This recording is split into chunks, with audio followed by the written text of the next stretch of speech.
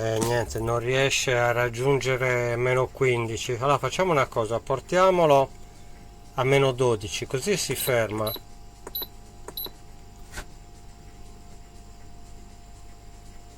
Ma come?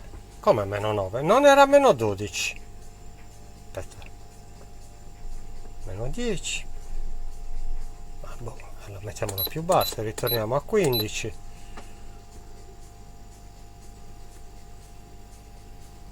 Meno 13.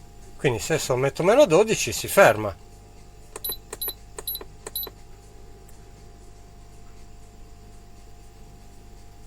No, meno 10. Peccato non si vede. Mettiamo a meno 15 di nuovo. E torna a meno 13. Bah, mistero. Comunque, diciamo che la temperatura verosimilmente siamo sullo 0, perché questo è a malapena ghiacciato e c'è qua da ore e ore.